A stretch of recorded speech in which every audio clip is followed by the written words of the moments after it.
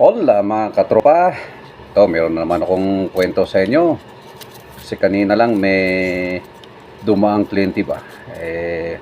Ito yung mga klaseng tao na kung mamaari, yung gusto nilang mangyari, yun ang masusunod. So, ito ang nangyari. Pumunta rito sa opisina at gustong magpanotaryo. Ngayon, sabi ko, gawa na po ba yung papel? Hindi, attorney, ikaw ang gagawa. O sige, ano bang ilalagay natin dito sa ipapanotaryo mo? Gusto niyang ilagay namin na basta, huwag na nating sabihin kung ano yung gusto niyang mangyari. Pero ang sabi ko, naku sir, hindi po pwede yan. Kasi meron po tayong sinusunod na mga regulasyon at merong batas na halimbawa pag nilagay natin yung gusto niyong mangyari, lalo na't hindi totoo, ako naman po ang matatamaan dyan. And sa inyo rin, syempre pag malaman ng iba na ang nilagay natin dyan is hindi naman totoo, pwede rin kayong makasuhan. Aba, medyo tumaas yung boses. Sabi niya, magbabayad naman ako, attorney. Nako, yan na. So sabi ko, in-explain ko ulit sa kanya. Hindi ito tungkol sa bayad, kung ano man yan, sir. Ang gusto ko lang mangyari dito, at least safe kayo, at safe din ako bilang isang notaryo publiko. So meron po tayong sinusunod na mga patakaran. So he was insistent. Sabi, hindi, ganito ang gusto ko mangyari. Ito dapat ang ilagay natin dito sa pipirmahan kong dokumento at nonotaryuhan mo.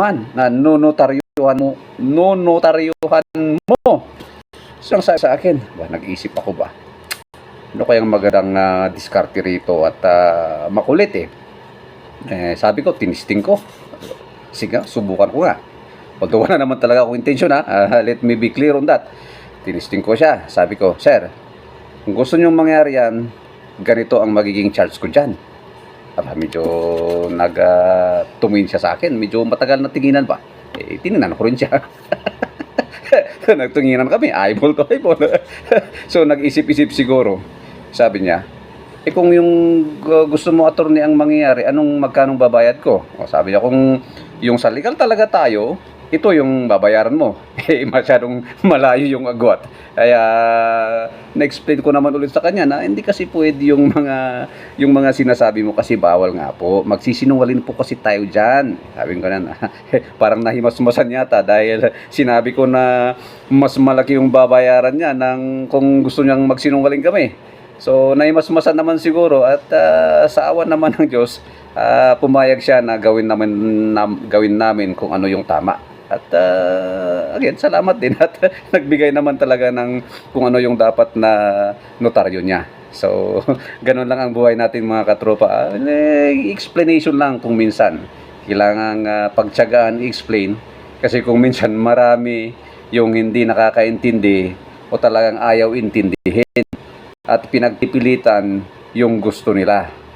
So, pila mga katropa kung meron tayong makausap ng mga taong gano'n, lalo na sa mga abogado at ini-explain sa'yo kung ano talaga yung dapat based dun sa batas, pakinggan naman. Lalo na kung sila yung pipirma. Ayaw naman nila talaga ding mapahamak. Lalo na ako, ayaw ko mapahamak dahil lang sa kung ilang hundreds lang ang bibabayad sa'yo tapos madidisbar ka pa o kaya ma-cancel yung pagiging notaryo publiko mo. So, ganun lang mga katropa. Sana may natutunan tayo sa araw na to. So, until then, see you around.